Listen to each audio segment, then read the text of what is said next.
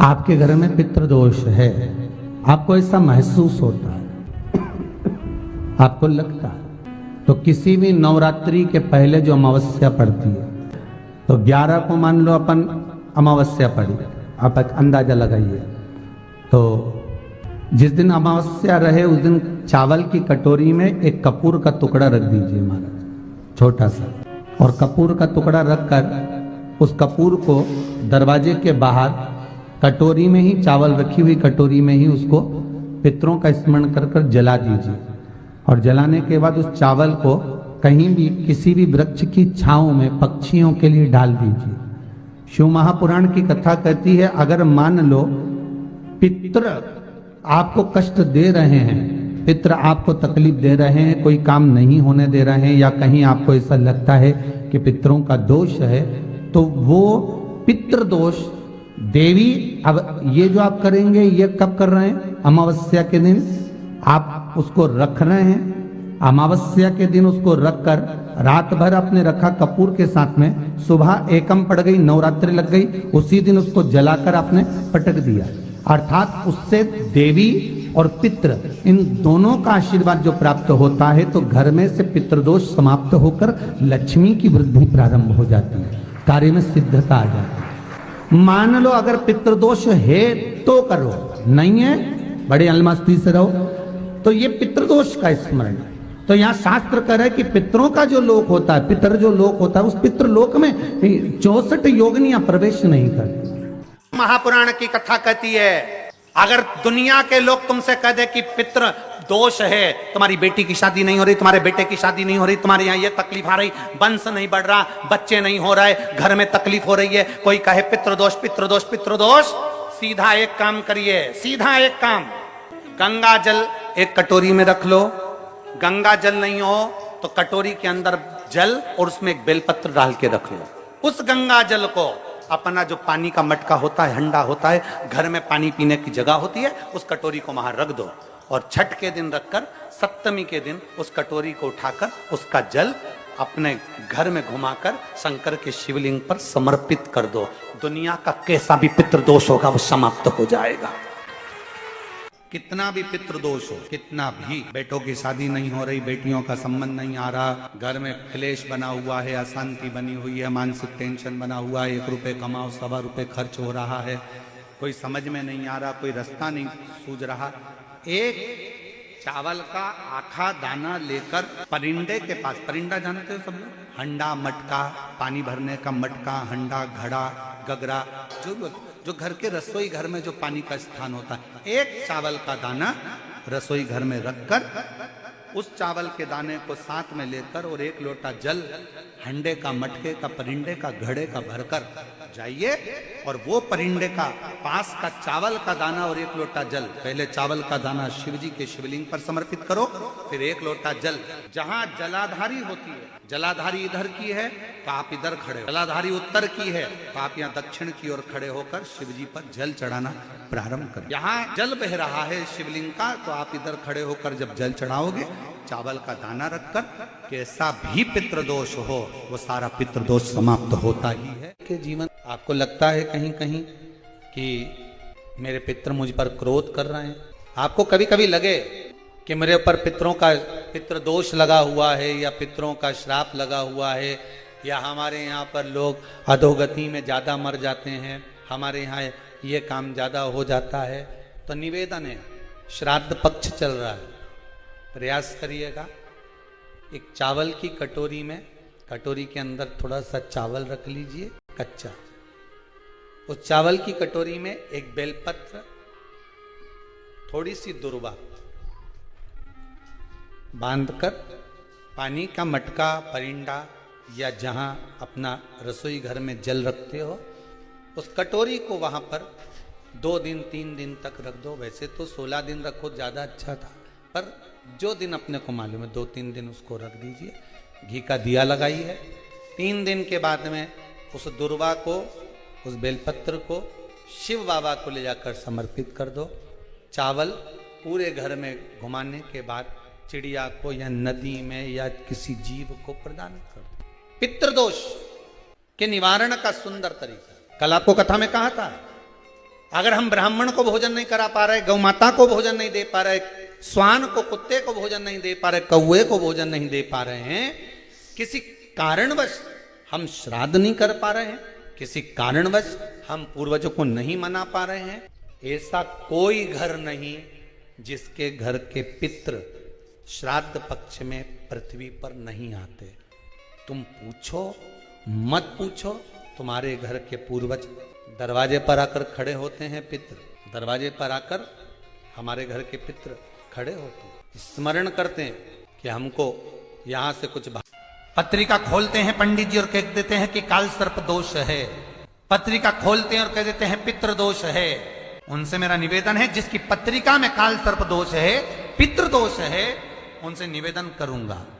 यदि काल सर्प दोष है और आप त्र्यंबकेश्वर जाकर पूजन नहीं करा सकते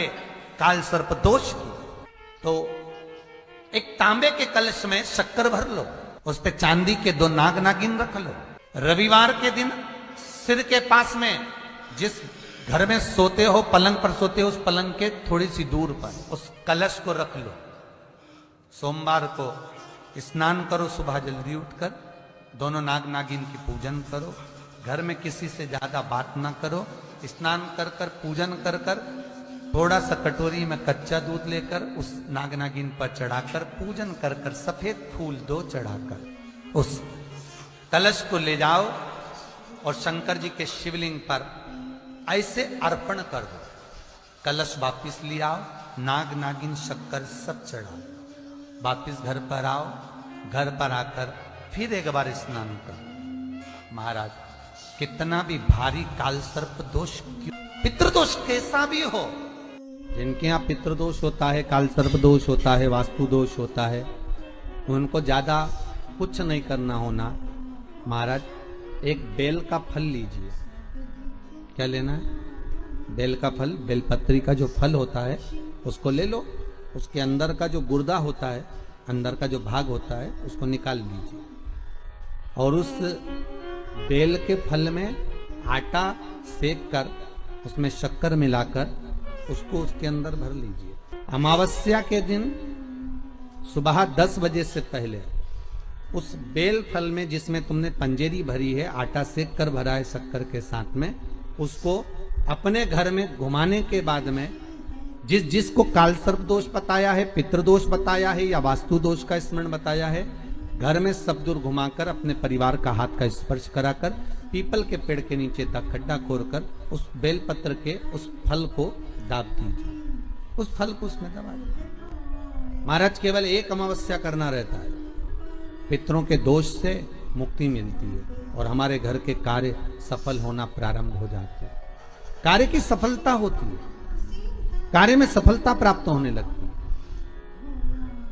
हम तो कई बार कहते हैं महाराज जी, अगर ऐसा लगे किसी औषधि को आप ले रहे हैं, मालूम पड़े कि औषधि आपको लग नहीं रही है, शिव महापुराण की कथा करेंगे, मान लो औषधि आपको नहीं लग रही, आपने औषधि बहुत दिनों से ले रहे हो, कोई दवाई, मान लो आप किसी भी दवाई को ग्रहण कर रहे हैं और वो औषधि लगी नहीं रही है, वो शरीर को लगी नहीं पा रही और आप ठीक ही नहीं हो पा रहे, 15 दिन हो गए, 8 दिन हो गए, बताओ, उतना की उतना ही कैटरीना है, उतना ही उतना अपना भरा हुआ, वही की वही लीवर, वही की वही किडनी, वही की वही स्मरण, सभी कुछ वही वही है, उतने की उतना ही। बीपी भी ऊंचा नीचा चल रहा है पर लेवल में नहीं आ रहा, शुगर भी लेवल में नहीं आ रही, तो प्रयास करा करो महाराज,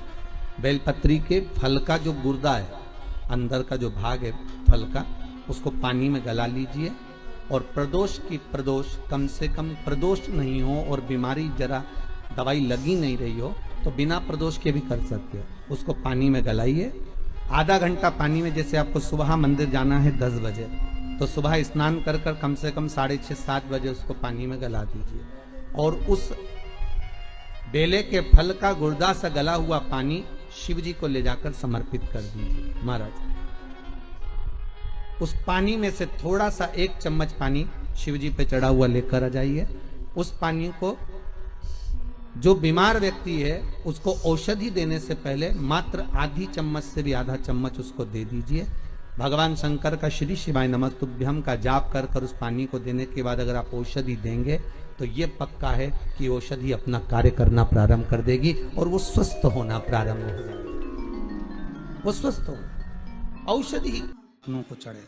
दुर्वा गणेश जी को चढ़े, दुर्वा शिव जी को चढ़े, दुर्वा ब्रह्मा को चढ़े,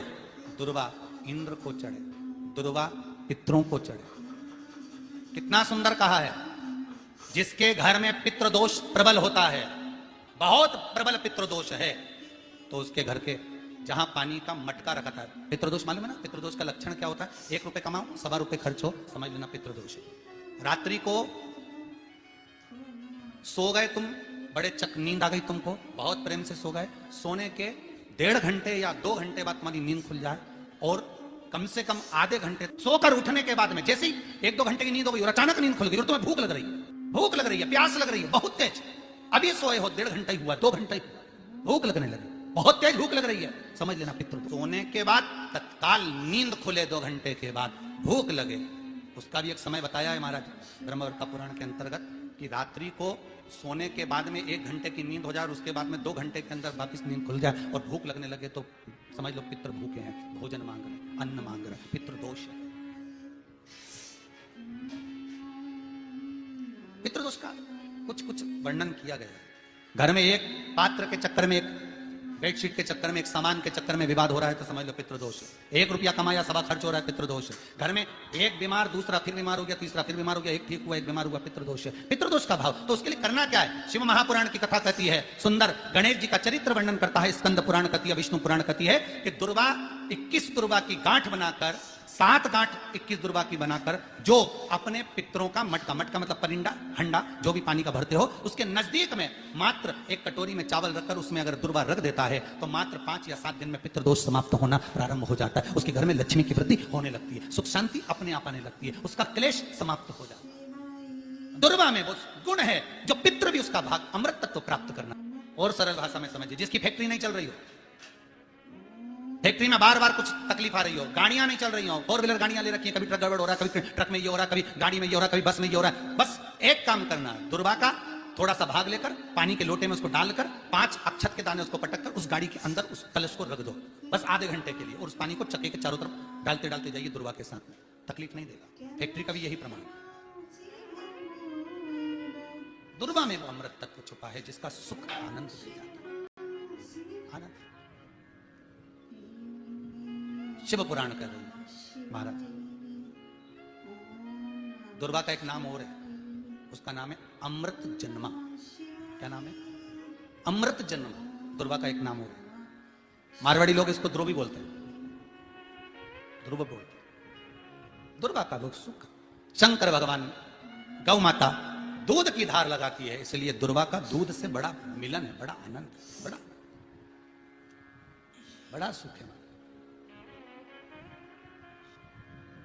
कोई भी ग्रह अनुकूल नहीं है, सब बेकार चल रहे हो, सब प्रतिकूल चल रहे हो, दूध के पात्र में दुर्वा डाल लो, पीपल के वृक्ष के नीचे चढ़ा कर आओ, राहु केतु शुक्र शनि जो भी गड़बड़ है सब सुधरना चालू हो जाता है। दुर्वा का वो सब। जिस नदी में स्नान करो तीर्थ में जाकर, उस नदी के पास में कोई बगीचा लगा हो, वहां की दुर्वा को तोड़कर स्नान करते समय नदी में मात्र विसर्जन कर देने पर पितरों को पिंड पहुंच जाता है। मात्र उस दुर्वा का विसर्जन कर देने पर पितरों को पिंड का भाग मिल जाता है। अभी ना तो तुम्हारे पास में आटा है, ना तुम्हारे पास में चावल है, ना तुम्हारे पास में पिंड है, ना कोई तुम्हें संकल्प छुड़ा रहा है, ना कोई तुम्हारे पास में वस्तु है, उसके बाद भी पितरों को भाग मिल रहा है। काय से? केवल एक दुर्वा के तत्व से।